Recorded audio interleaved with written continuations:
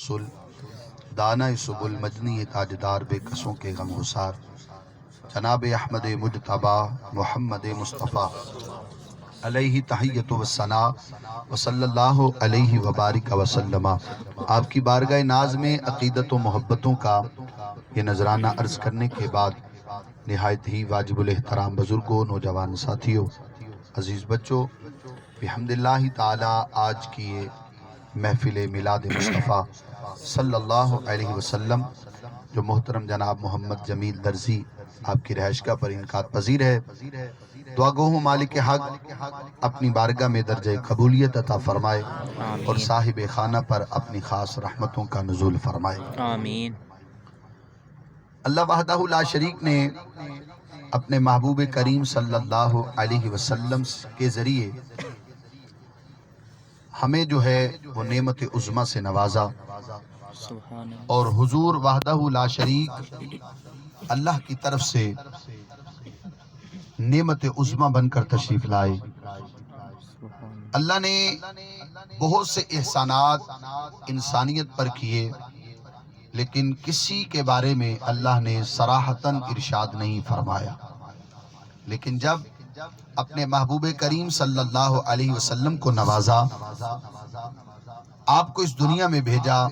تو اللہ وحدہ لا شریک نے احسان عظیم کر دیا اور اس کا ذکر قرآن مجید میں کر دیا۔ فرمایا لقد من اللہ علی المؤمنین اذ بعث فیہم رسولا، ہم نے اپنے محبوب کو، اپنے آخر الزمان نبی کو، مومنو تم میں مبعوث کر کے تم پر بڑا عظیم احسان کر دیا ہے۔ یہ اللہ کا فرمان ہے، اور اللہ تبارک و تعالی جل جلالہ کا ہم پر لاکھ لاکھ کرم ہے، بلکہ بے حد و بے حساب کرم ہے کہ جس مالک نے اپنے محبوب کے امت سے پیدا فرمایا اور ہمیں حضور کا مانگت اور نام لیوا بنایا۔ ورنہ بہت سے عقیدہ رکھنے والے لوگ موجود ہیں جو امتی ہونے کا تو دعویٰ کرتے ہیں لیکن عشق رسول سے خالی ہیں۔ لیکن الحمدللہ ہم نہ صرف امتی ہونے کا دعویٰ کرتے ہیں بلکہ ہمارے سینوں میں عشق رسول بھی موجود ہے، اور اس کا اظہار ہم مختلف انداز میں، کبھی گلی سجا کر، بازار سجا کر، گھر کو سجا کر، محفل میلاد کا انعقاد کر کے ہم کرتے رہتے ہیں۔ تو یہ الحمدللہ اللہ کا ہم پر بڑا خاص کرم ہے۔ میرے مصطفیٰ کریم صلی اللہ علیہ وسلم، ابھی کل کے ایک پروگرام میں میں عرض کر رہا تھا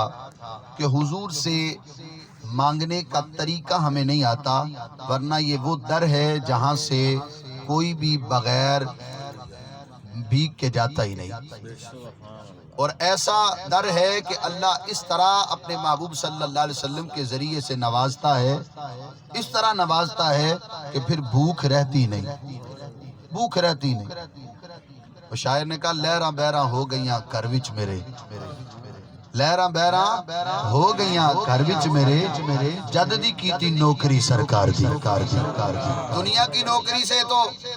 گھر کا خرچہ بھی نہیں چلتا، لیکن الحمدللہ جب سرکار کی نوکری کریں تو سرکار کی نوکری کریں تو لہراں بہراں ہو جاتی ہیں۔ سبحان اللہ۔ یہ لوگوں میں بڑا معروف ہے یہ بات، کہتے ہیں جی مولوی جو ہم مسجد میں امام رکھتے ہیں نا، سب سے کم سیلری اس کی ہوتی ہے، پتہ نا آپ کو، یہ علمی ہے ہمارا، کیونکہ ہم اس کی قدر سے واقف نہیں ہیں، اس کی قدر سے واقف نہیں ہے۔ اور یہاں پر میں بات ضرور کروں گا،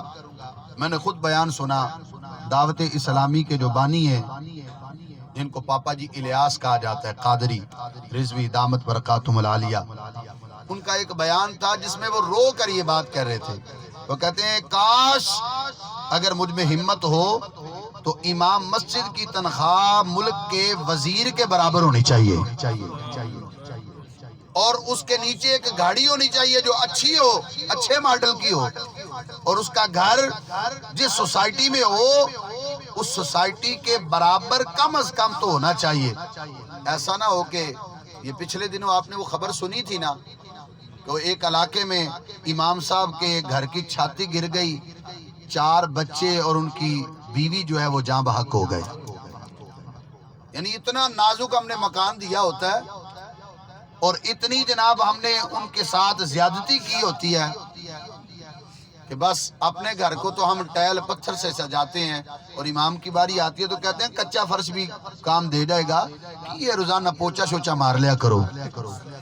کچھ نہیں ہوتا جی، بالیاں دے مکانات جیسی بھی زندگی گزاری ہے، ہون جیسی لینٹر پا لیا تو پھر کیڑی گل ہے، تو تسی بھی گزارا کرو۔ ارے مسجد کو فنڈ کوئی نہیں بھائی، فنڈ نہیں تھا تو ضرورت ہی کیا تھی رہائش بنانے کی؟ جب فنڈ ہوتا تو پھر شروع کر لیتے۔ کئی مساجد نہیں ہے ایسی جو زیر تعمیر پڑی ہوئی ہیں، ابھی امام نہیں ہے وہاں پہ، تو جب تعمیرات مکمل ہو جاتی ہیں تم یہ ضروری سمجھتے ہو کہ باتھ روم ہونے چاہیے۔ اللہ باتھ روم حضرت جی کوئی مسجد کا حصہ نہیں ہے، یہ مسافروں کے لیے بنائے جاتے ہیں مسجد میں، لیکن ہم نے حصہ شامل کر دیا اس کو کہ نہیں جی نہیں، واش روم اعلیٰ نسل کے ہونے چاہیے، دروازے اچھے لگے ہونے چاہیے، ٹائل پتھر لگا ہونا چاہیے۔ کرنا کیا وہاں پہ جا کے؟ پیشاب کرنا ہے، نجاست وہاں پہ جناب جا کے کرنی ہے، تو لیکن اس کے لیے ہم کتنا اہتمام کرتے ہیں۔ اور امام صاحب کے گھر کی باری آئے تو مسجد کمیٹی کہتی ہے جے کوئی تھوڑا جا پتھر بچے آ جاتے ہیں لا دیو، تھوڑا جا ویڑے چونا دے، جے نہیں بچیا تو خیر ہی ہے، خالی پلستر بھی کر دیو تو گزارا ہو جائے گا۔ بھائی اتنا کی سمجھ لیا آپ نے، اور پھر اس کو مصلے کے اوپر کھڑا کر کے کہتے ہو پیچھے اس امام کے، پیچھے اس امام کے، اور دنیا داری کے معاملے میں اگے اس امام کے، ہر معاملے میں اگے اس امام کے، پیچھے نہیں پھر اللہ ماشاءاللہ۔ ہماری عادت ہوتی ہے کہ ہم امام کی قدر نہیں کرتے، عزت و توقیر نہیں کرتے، لیکن یاد رکھیں امام کی تنخواہ تھوڑی بھی ہے نا، اللہ کا شکر ادا کرتا ہے، وہ مالک کا شکر ادا کرتا ہے۔ اس نے کبھی جا کے کسی چودھری چٹھے کے آگے ہاتھ نہیں پھیلایا کہ میرے بچے کی فیس جو ہے وہ جمع کروانے والی ہے، مجھے پیسے دیں۔ وہ اللہ سے لو لگائے بیٹھا ہوا ہے، وہ کہتا ہے مالک جس حال میں رکھے اس حال میں تیرا شکر ہے۔